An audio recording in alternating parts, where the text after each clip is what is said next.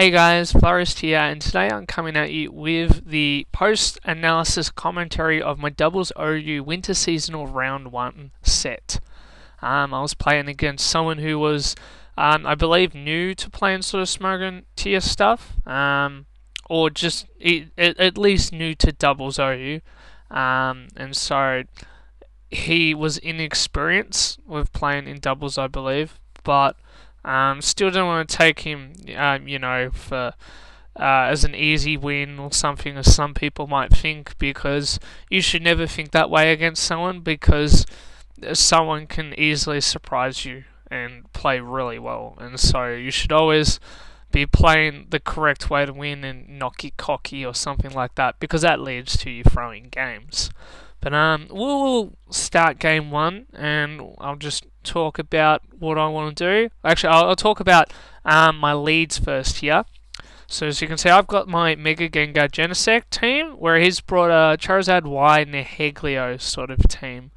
Now for a lead for me, I think getting Mega Gengar's Mega Evolve would be good and appreciated on the turn 1.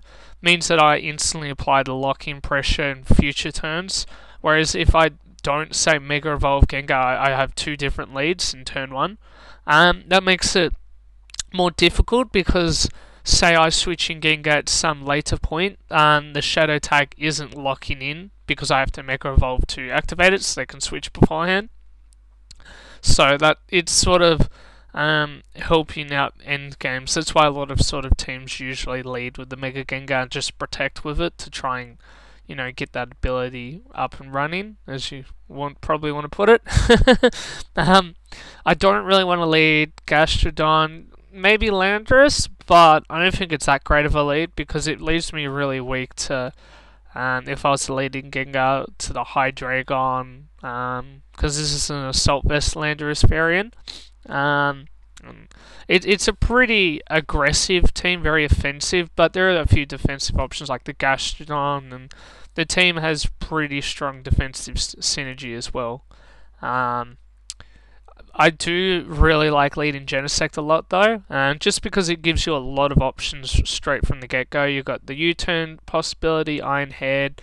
I'm running Explosion because I've got a Mega Gengar on my team, and I really like Explosion Pokemon that either gets like a Choice Band or with Genesect a download boost, and you can make use of that and get some very quick knockouts. I also have Ice Beam because most Genesects, if they're running Choice Scarf, should really run Ice Beam because it's just such a good way to snipe Choice Scarf, Landorus, and etc. So yeah, we'll see what he leads and what I lead, but I lead the Gengar and I lead a Genesect, and he leads Tapu Koko and Charizard. Okay, so we can see I've got the special attack boost for the Genesect, so that means that if I did just want to, say, protect Mega Gengar and Explosion here, I don't think I'd be getting knockouts in either, which is quite unfortunate, because I probably would just explode turn 1 if that was the case. But my options here is I could say Mega Evolve Gengar and attack the Tapu Koko.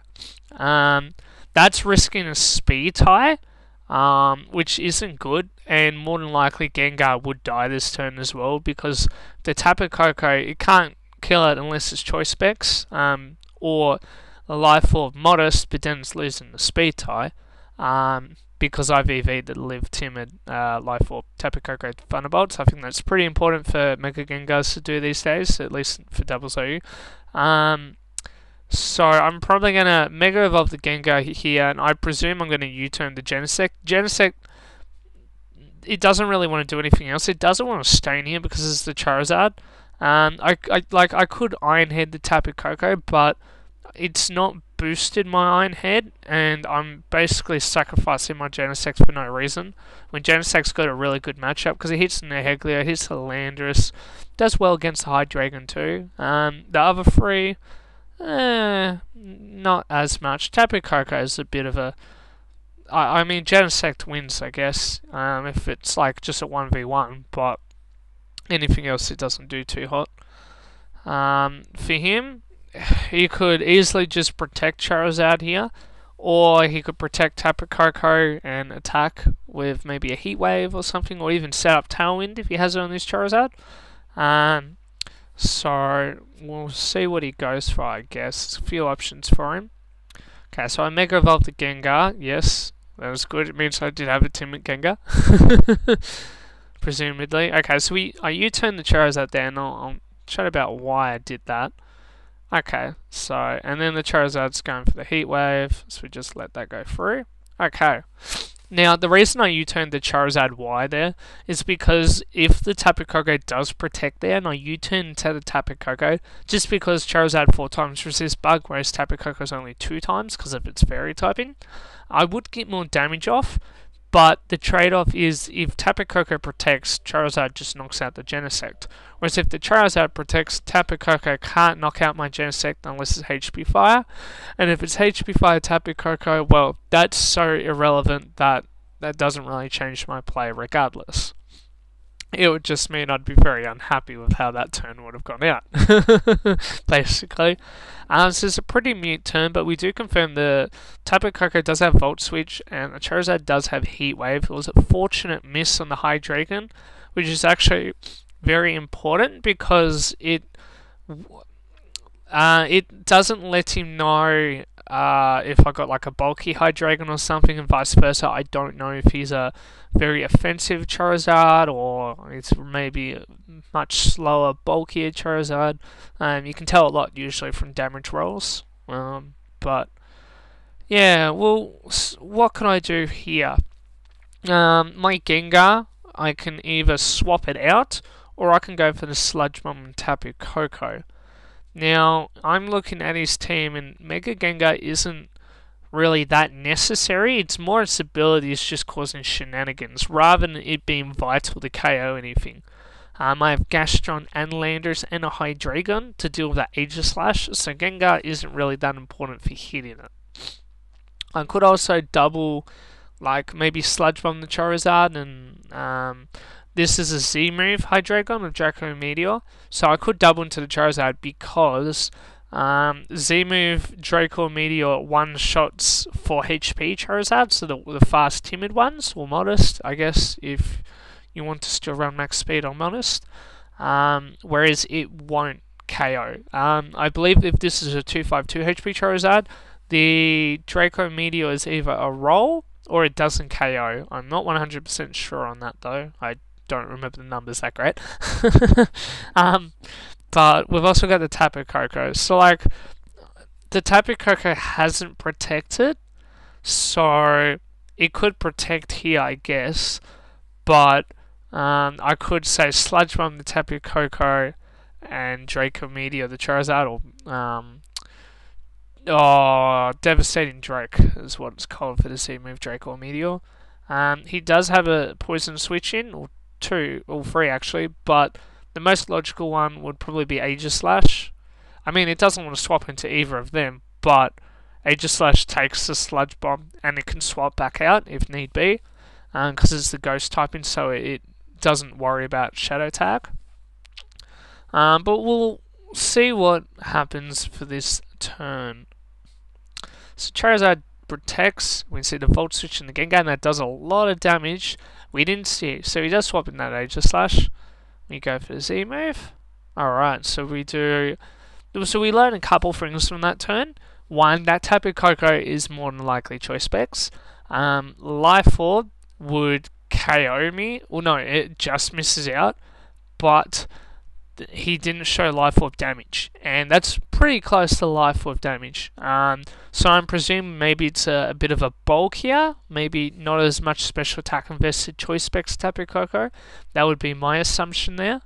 But he could have also have gotten a really low roll, so that's something to consider.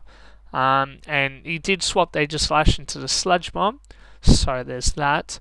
And he protects the Charizard. I get the Devastating Drake off, and you can see it does 24.4, so that's making me assume it is a fast Charizard, because this is pretty close to 25%, and it could be a timid Charizard with a little bit of bulk, but I don't doubt for a second that is a fast Charizard with minimal, if at all, no investment in HP or defensive stats. Options here, I can protect Gengar. Hydreigon's looking pretty nice in this position. He shouldn't be able to one-hit KO it. Not even... you can two-hit KO it if he doubles, say, with a Dragon Pulse Charizard Y, for example. Can't sort of let those things go past you and not consider them, I guess. But, I mean, then he's doubling into the Hydreigon, so Gengar gets a free turn. So, I would either protect Gengar, I think, here, or I'd just attack, because as I said, it's not really important in its role. That wouldn't be Sludge Bomb range for the Charizard either, so I can't just Sludge Bomb Charizard, Dark Pulse, Aegislash. If I want to knock out this Charizard, I'd probably have to double. I don't think that's unboosted Draco Meteor range. So we'll let the turn go ahead.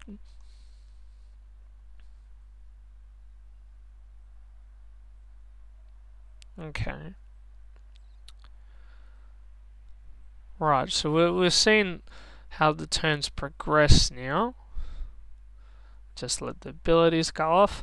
Okay, so I did go for the double into the Charizard, because the Charizard did just protect that turn. I know that Aegislash can either King Shield or it can switch out, but Aegislash really isn't the threatening thing for my team, because right now what threatens Genesect the most is that Charizard, so it is a priority to remove, and it is locked in for that turn.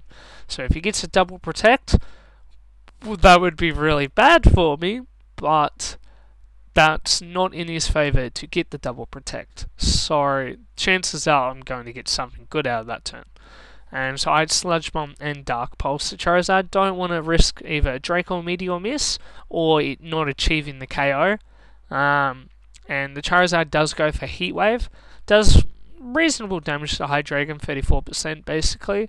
And the Gengar does get one hit KO'd at that point, but the Gengar was pretty low, and the only thing it could really achieve is trapping stuff in. It wasn't going to get much else out of it, because it can't live a Tapu Koko attack anymore. So I bring out the Genesect, and he brings out his Landorus. Now, because I think he might be relatively new, I'm not sure if he thinks this Genesect A is either Choice Scarf or if it does have Ice Beam in its moveset. So I'm thinking there's no reason for me to really over predict here, because he only has one Ice Beam switch in the back that resists Ice, and that's Aegislash. And Aegislash, I mean, it doesn't really want to swap in, but he has a Tapu Koko which threatens a 1-hit KO with its fairy stat moves onto this Hydreigon because of the 4 times weakness. So that is something to consider. But I would probably Ice Beam the Landorus here, and I can either swap the Hydreigon into something else, maybe Gastrodon. That seems like a pretty safe switch-in. Sun's also ending soon, so Gastrodon's damage output won't be hindered for too much longer if its water stabs.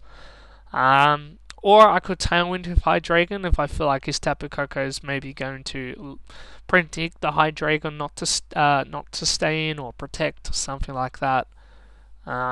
So we'll see with what I go from here. So I do swap Hydreigon the Gastrodon, and I do Ice Beam that Landorus for the 1-hit KO. He does go for the Dazzling Gleam, and he critical hits the Genesect, which, while is annoying, well,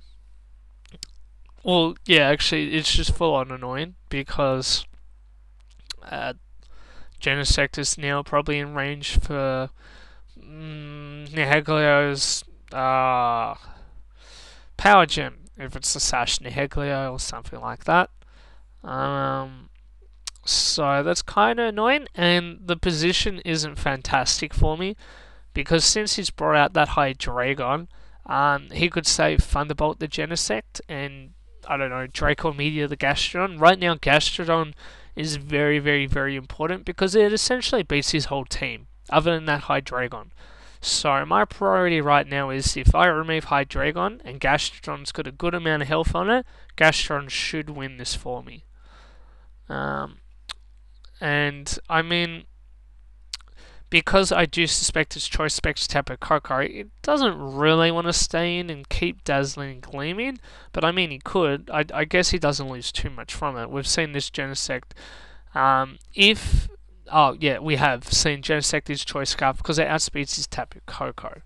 So I don't doubt he's is suspicious of that. And we confirmed it if he was Timid Charizard, I think, on turn 1 anyway. So we'll play the turn out. So I bring in my Tapu Koko for my Genesect, and I protect with my Gastron. I want to scout out. So he Dark Pulses Tapu Koko and does a fair chunk, even though I am a bulky Tapu Koko. Tapu Koko unfortunately is a little bit frail, even if you do invest a decent amount into its defenses, because that is a free hit KO, I believe, on the Tapu Koko. It might be a roll, presumably, but that's still not good if you're resisting, you're getting free hit KO'd. But he unfortunately doesn't Draco the Gastrodon, but he has confirmed his Life Orb, so he's not C-Move. C-Move Draco might have a chance of killing Gastrodon with a 1-hit KO, but Life Orb definitely doesn't. But I think Gastrodon would get knocked out if he doubles with a Draco and a Shadow Ball. But it completely depends on what he goes for here. A Tapu Koko, he's threatening his Hydreigon, but he could have Wide Guard Aegis Slash. And if he does, then Draco's the Gastrodon or Dark Pulses it, so it's Draco in the following turn. I'm in an awful position. So I've got to really think about this, and maybe I want to scout something, find out if he's Wide Guard or not. So we'll see how I play it about. So I swap the Gastron down to Genesect in case there was Draco coming into it. He actually protects the Hydreigon, and the Aegis Slash does not Wide Guard. And he Flash Cannons Tapu Koko. Now that is why it's good that you run bulky Tapu Koko, because I wouldn't have lived that hit otherwise. And that pretty much confirms to me that he is not Wide Guard, because he's protected the Hydreigon and tried to eliminate the threat towards Hydreigon. If you had Wide Guard, you would just Wide Guard and attack there. You would have no reason to do something otherwise. So I'm feeling pretty safe to probably just Dazzling Gleam here. And I could probably U-turn the Genesect, or I could switch. It depends if I want to leave Genesect in. Case of King's Shield, the Aegis Slash, Genesect's probably going to be a bit of a momentum kill if I U-turn into that for the following turn. But we'll see. So I go for the Iron Head and the Dazzling Gleam to the Hydreigon, and I'll chat about why I did that. And he Shadow Balls the Genesect. Now, okay, so everything gets brought out. That is kind of annoying because that Shadow Ball might not have KO'd the Genesect if it wasn't for that crit in the previous turn, that Dazzling Gleam. But you can't complain too much. Now, the reason I went for Iron Head and Dazzling Gleam is because I was worried about the Nihilego in the back coming in. Say if you swapped Hydreigon for it, because I really can't afford for the Hydreigon to switch out, and like he loses very little from that turn, whereas I lose a lot. So I wanted to Iron Head, because if it was Sash Nihilego, then I'm KOing it with the Dazzling Gleam and the Iron Head. If the Hydreigon stays in, well, unless he pulls out Wide Guard Aegis Slash for some reason, but I really doubt he would have it at that point. Iron Head still does a healthy chunk to the Hydreigon. So I'm basically setting myself up for a KO there, regardless of what swaps in. And I lose my Genesect. That's like something I can work with. Unfortunately, now we've got Tapu Koko. Now, I think my Tapu Koko is not... No, my Tapu Koko is not max speed.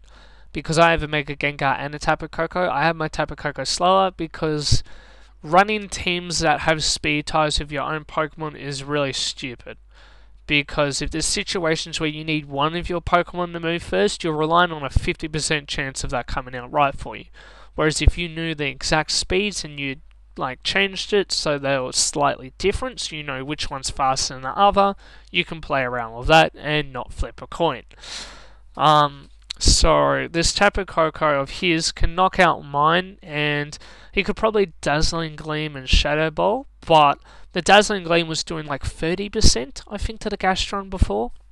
So it won't be Shadow Bolt and Dazzling Gleam range unless he crits with one of them. That would stink, but that's a possibility. So we'll see how this turn goes. Okay, so I protect.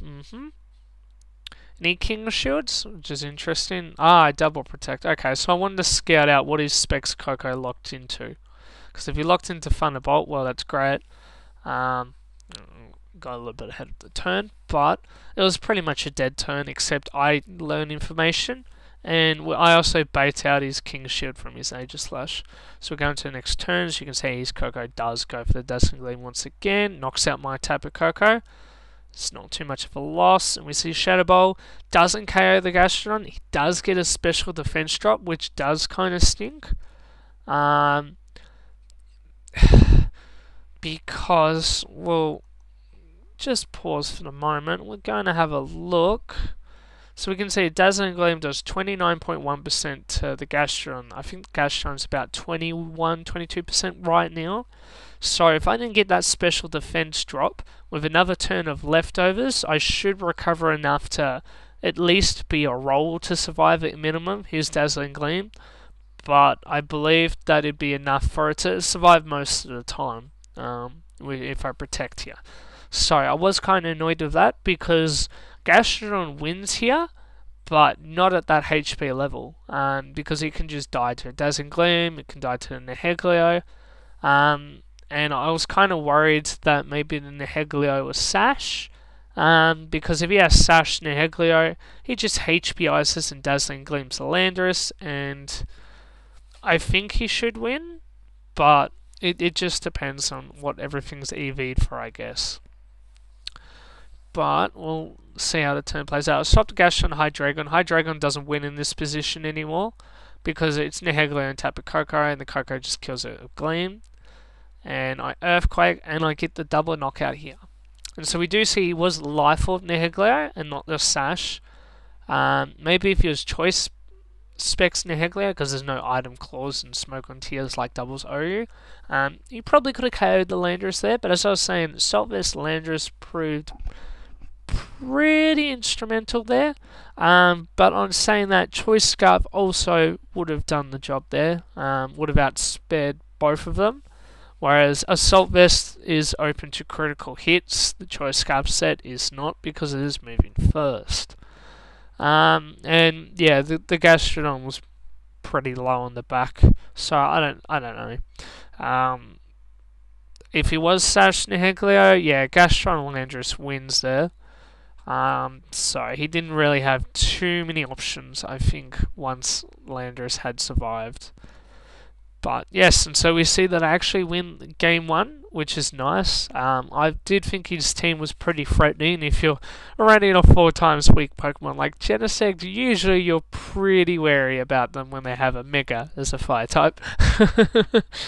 But we'll go into the second game of the set, and we'll see who wins of this one. So I've brought my own Mega Charizard this time, whereas he's brought a presumed Mega Salamence. Nothing else in his team can Mega Evolve, so one has to assume he does have a Mega.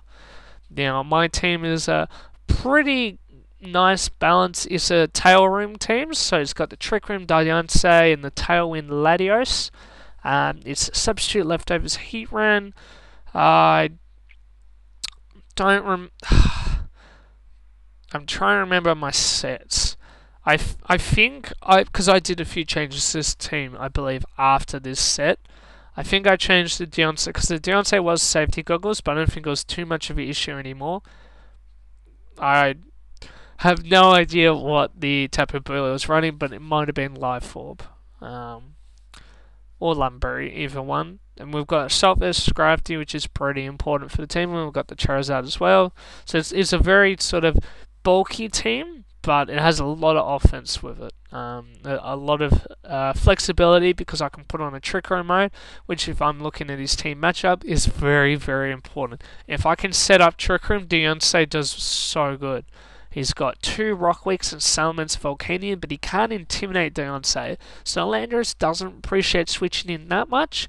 And if he's swapping in the Deontay, Deontay is going to punish him usually by getting lots of defense boosts. Because Diamond Storm has a 50% chance on each target it hits to boost its defense by 2 stages.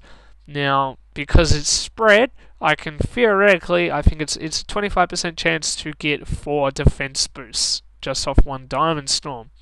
So if you have a defense, like a physical attacking team other than this Volcanion, the rest of the team doesn't really want to face against this Deontay.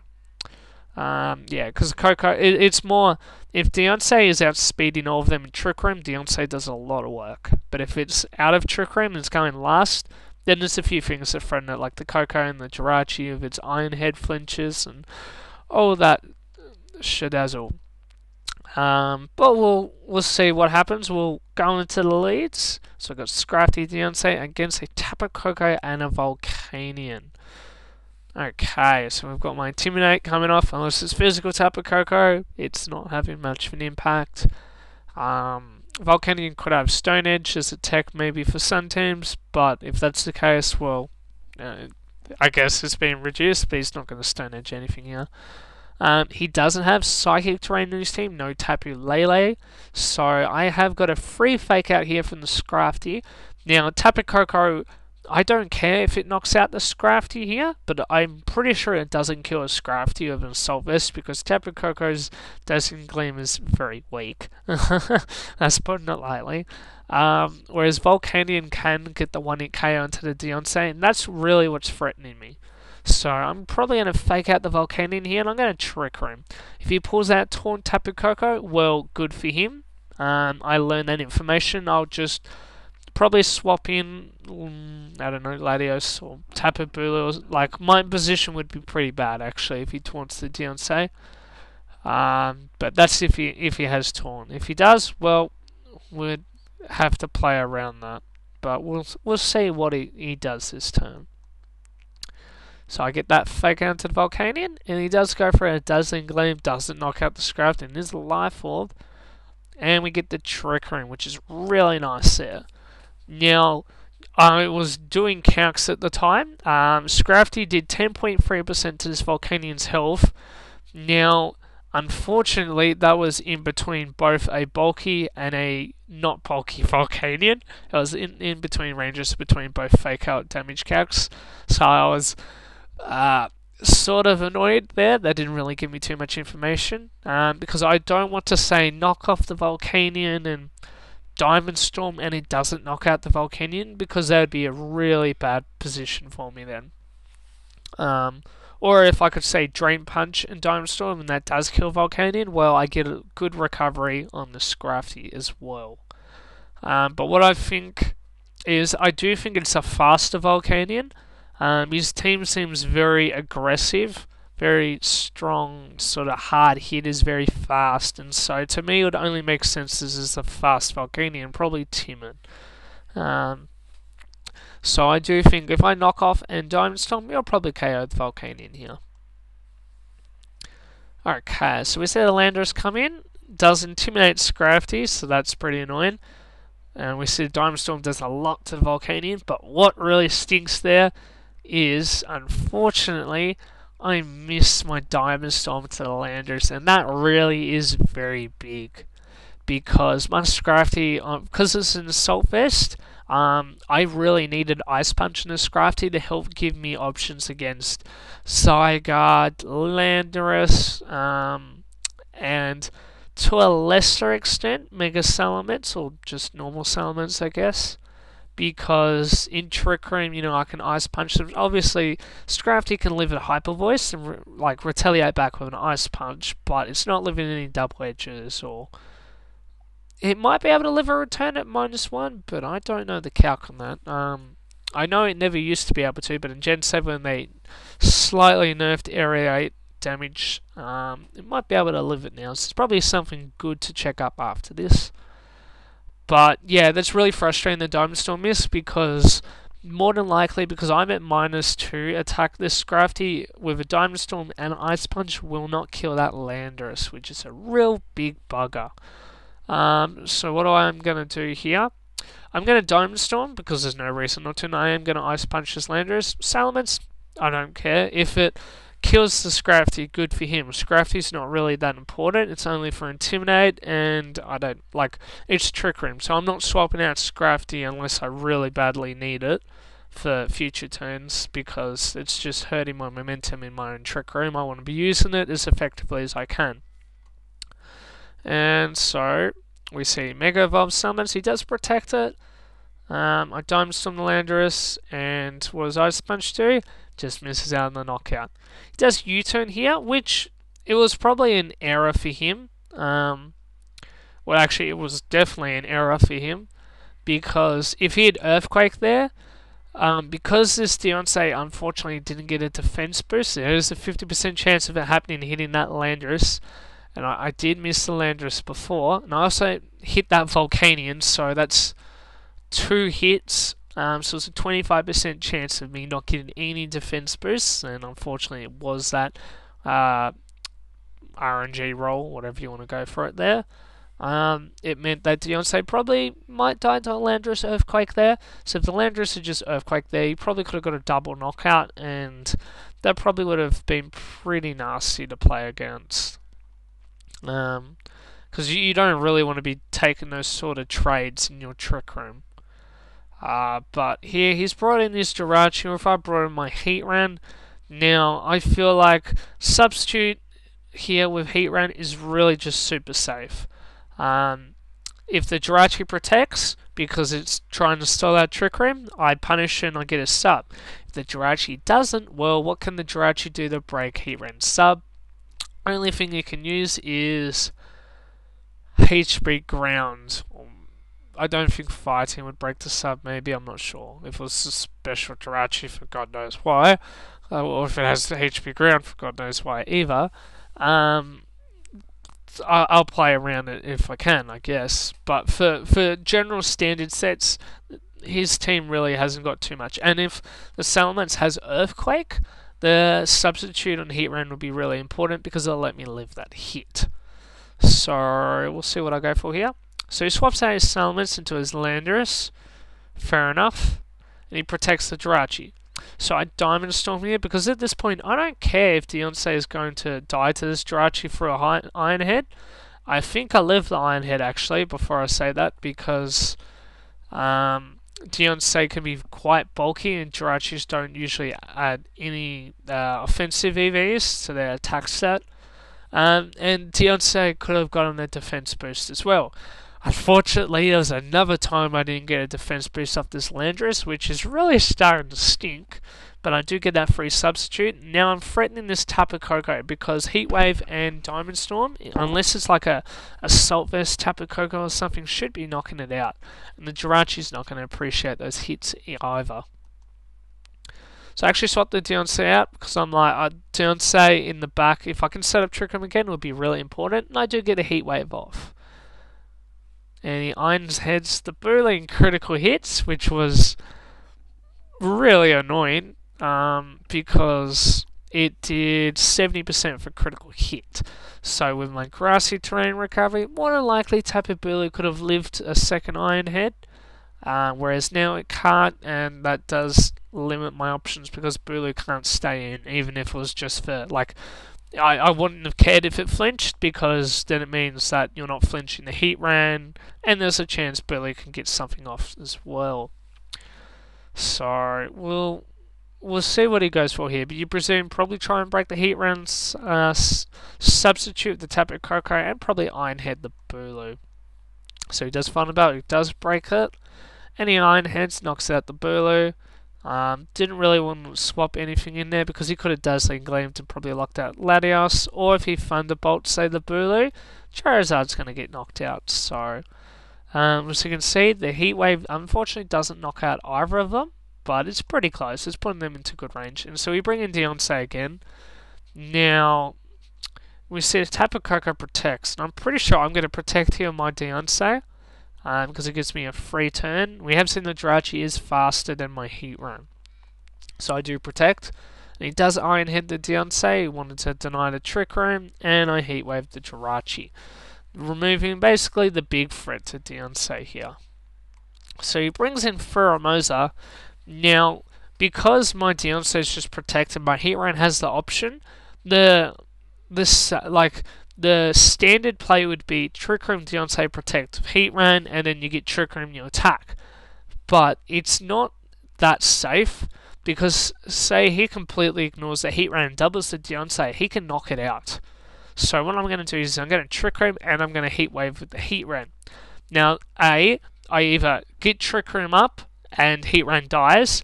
B, I don't get Trick Room because Deontay gets doubled and gets knocked out and Heat Run gets a Heat Wave off. Or C, he doubles the Deontay, Deontay still lives, gets the Trick Room off, and I get a Heat Wave.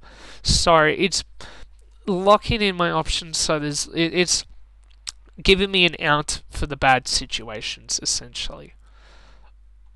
So he goes for a Focus Blast on Deontay. Life Orb Focus Blast Furumosa does make me slightly angry. I feel like that's a pretty poor way of using Furumosa. But as you can see, he does double that Deontay and he does knock it out. So if I'd protected with Heat Run there, I'd be in a pretty poor position because he just threatens knockouts onto the Charizard and threatens knockouts onto the Heat Run. So that was a pretty critical turn right there. We do get the double knockout. If I'd missed with my Heat Waves onto more than like the Furumosa was really the important one I had to hit, and Earth Power would not have killed because it does resist Furumosa Earth Power, even though it's really frail. Earth Power is non-stab on the Heat Run, so it probably would do a good chunk to it, but it wouldn't kill the Furumosa. So I did have to rely on hitting there. So we see we've got the Latios and Heat Run against his Salamence. Now he does have a very, very, very small win condition, and I'm just trying to think of. I know what it was before. I think you have to, you have to, if you have a physical Salamence, you have to hope you'll crit, return, or double edge into the Latios, and hope Heat Rain constantly misses its Heat Waves, because you can kill the Charizard the next turn if you crit. That is a valid win condition for him. If he is a special Salamence, you have to Draco Meteor the Latios here, do the same, and the following turn on the Charizard, you probably have to Draco again and hope for a critical hit. If the critical hit does kill my Charizard, well, he's fortunate because all he needs to do is have a lot of Heat Wave misses and he'll be stolen with his Salamence for Protect. Because essentially, if the Heat Run runs out of Heat Wave, the Salamence just beats it. Straight up.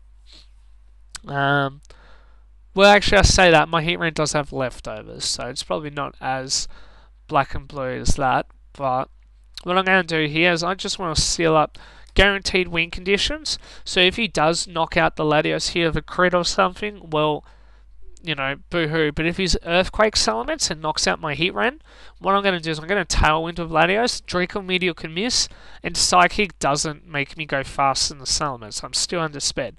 So I'm going to Tailwind and I'm going to Heat Wave here. Or I might even substitute with Heat Run, but I think Heat Wave's probably better. So he does return, doesn't get the critical hit, so I get that Tailwind, and I do substitute. Okay, so it was locking up. If he does kill the Latios, I get a free sub. Say if he was physical Salamence and he has Earthquake and return, you kill the Latios and you can Earthquake the next turn, yada yada yada. So substitute and Tailwind, you can only knock out one of them. You can't knock out both. So either one of them is going to get the thing they want up. And because I've just got everything up here, I'm going to Psychic, don't want to miss the Draco Meteor, and I'm going to Heat Wave. We can see Psychic does a lot. He doesn't return the Latios, and we bring in the Charizard. Now, what he has to do here is because I run Flamethrower Charizard, because this Charizard doesn't really need Overheat. The team doesn't really require it for much, and the accuracy is just really important because here, if I had Heat Wave Charizard Y, Solar Beam's going to do Diddly Squad to the Salamence.